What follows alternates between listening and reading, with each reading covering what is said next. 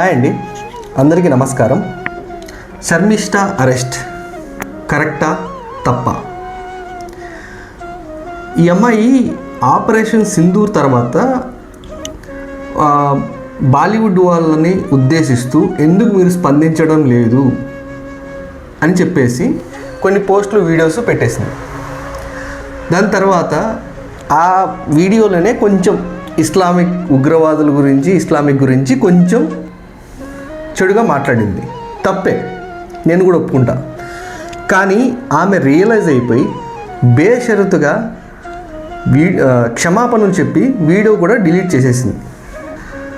So Wajid Khan అని చెప్పేసి ఒకతను ఆమె మీద కంప్లైంట్ చేసి మా మనోభావాలు దెబ్బతిన్నాయి, ఈమె ఇలాంటి వ్యాఖ్యలు చేసింది అని చెప్పేసి కంప్లైంట్ ఇవ్వగానే హుటాహుటిన పశ్చిమ బెంగాల్ గవర్నమెంట్ పోలీసులు ఆమె కంప్లైంట్ తీసుకొని ఎఫ్ఐఆర్ నమోదు చేసి 1500 కిలోమీటర్లు ప్రయాణించి ఆమెను అరెస్ట్ చేసి తీసుకొచ్చారు.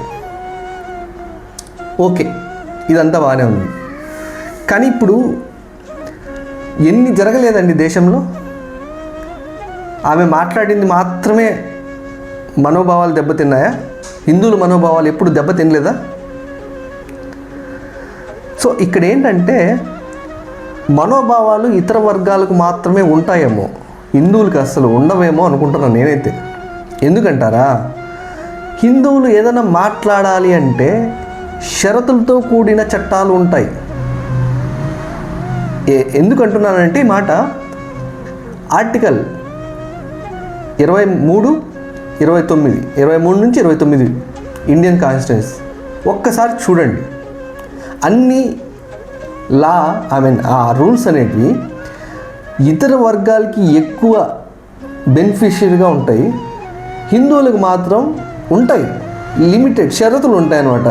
కండిషన్స్ అప్లై అంటాం కదా, అలా. అయితే సనాతన ధర్మం గురించి, హిందూ దేవీ దేవతల గురించి ఎంతమంది చెడుగా మాట్లాడుతున్నారండి? వాళ్ళందరి గురించి యాక్షన్స్ తీసుకున్నారా? లేదు. ఇప్పుడు సాక్షాత్తు బీజేపీ గవర్నమెంటే ఉంది కదా, పోనీ ఇప్పుడు మాట్లాడుతున్న వాళ్ళని కూడా ఎవరైనా ఏమైనా చేశారా? లేదు కదా. అదే ఒక అమ్మాయి మాట్లాడగానే, ఒక హిందూ అమ్మాయి మాట్లాడగానే వెంటనే కేసులు పెట్టేసి లోపల ఇస్తారు. మరి పశ్చిమ బెంగాల్ మన ఇండియాలో ఉందో లేదంటే బంగ్లాదేశ్లో ఉందో పాకిస్తాన్లో ఉందో నాకు అర్థం కావట్లా. పోనీ ఎవరైతే ఈ శర్మిష్ఠ గురించి కేసు పెట్టారో వాడేమన్నా శుద్ధపూసా? వాడు హిందూ దేవీ దేవతల గురించి ఎంత నీచంగా పోస్టులు పెట్టాడో తెలుసా మీకు? ఒకసారి స్క్రీన్ షాట్ చూడండి.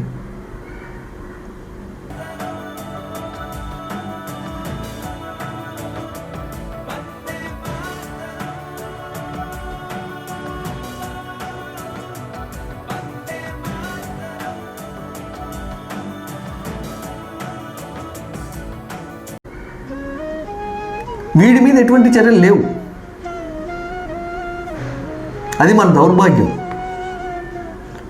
ఇంకా ఈ విషయాన్ని పవన్ కళ్యాణ్ గారు చాలా స్ట్రైట్ అండ్ ఫార్వర్డ్, ఎవ్వరు ఏమనుకున్నా పర్లేదు, మనం సపోర్ట్ చేయాలి అన్న ఉద్దేశంతో, మన ధర్మాన్ని మనం కాపాడుకోవాలి అన్న ఉద్దేశంతో క్లియర్గా చెప్పిండు.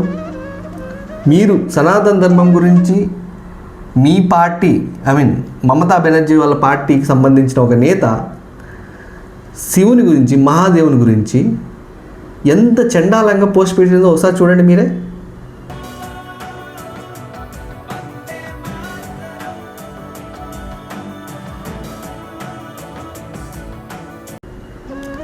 ఆమెకు ఎంపీ టికెట్ ఇచ్చింది. వాళ్ళు మంచోళ్ళు ఆ లెక్కన. సో అదే మమతా బెనర్జీ గారు కూడా డైరెక్ట్గా ఏమని కామెంట్ చేశారంటే సనాతన ధర్మం అనేది గందా అంట. హిందీలో మాట్లాడారు ఆమె. ఒకసారి చూడండి.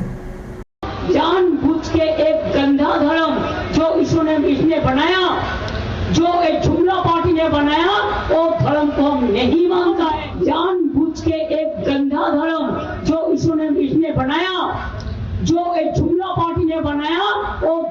हम नहीं मानता है. సో వీటన్నిటిని క్వశ్చన్ చేస్తూ పవన్ కళ్యాణ్ గారు డైరెక్ట్గా అడిగిండండి. దీనిలో ముసుగులు గుద్దులాట ఏం లేదండి, డైరెక్ట్గానే అడుగుతున్నాం మేము. ఒకటి ఇక్కడ ఏంటంటే, తప్పు ఎవరు చేసినా తప్పుగానే పరిగణించండి, ఓకే? కానీ ఇక్కడ ఈ దేశంలో రాను రాను ఎలా ఉందంటుంది, హిందుత్వాన్ని వ్యతిరేకించే వాళ్ళు ఎక్కువైపోతున్నారు. సనాతన ధర్మం గురించి ఏకంగా రాజకీయ నాయకులే మాట్లాడేస్తున్నారు. సనాతన ధర్మం గురించి రాజకీయ నాయకులు మాట్లాడుతున్నారు. అది ఎంత దౌర్భాగ్యం అండి మనకి. ఈ దేశంలో ఉంటూ లౌకికవాదం అంటూ రాజకీయ నాయకులు ఏం చేయాలి?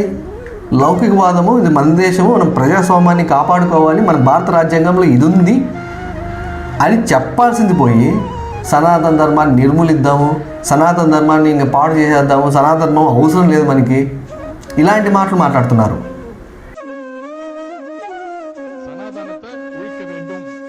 எப்படி கொசு, மலேரியா, டெங்கு, காலரா, கோவிடை ஒழிச்சமோ அதே மாதிரி சனாதன கோட்பாடுகளை ஒழிக்க வேண்டும்னு சொன்னேன். அந்த மேடையிலே நான் சொன்னேன். நான் இப்ப பேசிக்கிட்டு இருக்கிறேன், இந்த பேச்சு வெளில போனோடனே நிறைய பேரோட வயிற்றுச்சல் இருக்கும். ఇదంతా దౌర్భాగ్యం అండి. ఇంకా లౌకిక దేశం అని ఎలా అంటారు దీన్ని? మన కోసం ఒక నాయకుడు వచ్చాడు, హిందూ ధర్మం గురించి పోరాడడానికి ఒక నాయకుడు వచ్చాడు. అతనే శ్రీ కొనిదెల పవన్ కళ్యాణ్ గారు. సనాతన ధర్మం గురించి ఎవరు మాట్లాడినా నేను వాళ్ళతో ఉంటానండి, వాళ్ళని సపోర్ట్ చేస్తానండి. మన ధర్మాన్ని మనం కాపాడుకోకపోతే ఎలా అండి? ఇంకా మన ధర్మాన్ని మనం కాపాడుకోవాలి అంతే. I stand with Pawan Kalyan, I stand with Sharmishtha. జై హింద్, జై భారత్.